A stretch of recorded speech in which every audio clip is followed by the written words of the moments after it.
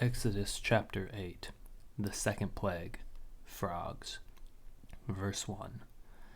Then the Lord said to Moses, Go into Pharaoh and say to him, Thus says the Lord, Let my people go that they may serve me. But if you refuse to let them go, behold, I will plague all your country with frogs. The Nile shall swarm with frogs that shall come up into your house and into your bedroom and on your bed and into the houses of your servants and your people, and into your ovens and your kneading bowls. The frogs shall come up on you and on your people and on all your servants. And the Lord said to Moses, Say to Aaron, Stretch out your hand with your staff over the rivers, over the canals, and over the pools, and make frogs come up on the land of Egypt. So Aaron stretched out his hand over the waters of Egypt, and the frogs came up and covered the land of Egypt. But the magicians did the same by their secret arts, and made frogs come up on the land of Egypt. Then Pharaoh called to Moses and Aaron, and said, Plead with the Lord to take away the frogs from me and from my people, and I will let the people go to sacrifice to the Lord. Moses said to Pharaoh, Be pleased to command me when I am to plead for you, and for your servants, and for your people, that the frogs be cut off from you and your house, and be left only in the Nile. And he said, Tomorrow. Moses said, Be it as you say so, that that you may know that there is no one like the Lord our God. The frogs shall go away from you, and from your house, and your servants, and your people. They shall be left only in the Nile.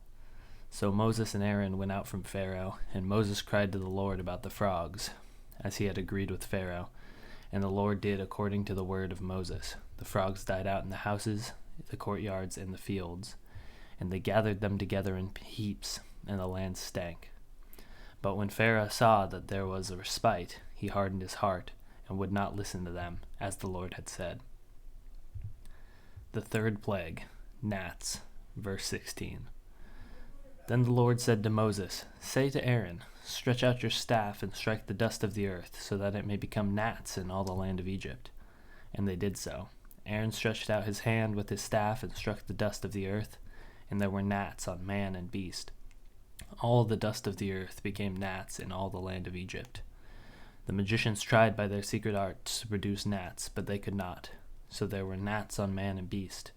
Then the magician said to Pharaoh, This is the finger of God. But Pharaoh's heart was hardened, and he would not listen to them, as the Lord had said. The fourth plague, flies, verse 20. Then the Lord said to Moses, Rise up early in the morning, and present yourself to Pharaoh as he goes out to the water, and say to him, Thus says the Lord, Let my people go, that they may serve me. Or else, if you will not let my people go, behold, I will send swarms of flies on you and your servants and your people, and into your houses, and the houses of all the Egyptians shall be filled with swarms of flies, and also the ground on which they stand. But on that day I will set apart the land of Goshen, where my people dwell, so that no swarms of flies shall be there, that you may know that I am the Lord in the midst of the earth. Thus I will put a division between my people and your people. Tomorrow this sign shall happen. And the Lord did so. There came a great swarm of flies into the house of Pharaoh, and into his servants' houses. Throughout all the land of Egypt, the land was ruined by swarms of flies. Then Pharaoh called Moses and Aaron and said, Go, sacrifice to your God within the land. But Moses said, It would not be right to do so, for the offerings we shall sacrifice to the Lord our God are an abomination to the Egyptians.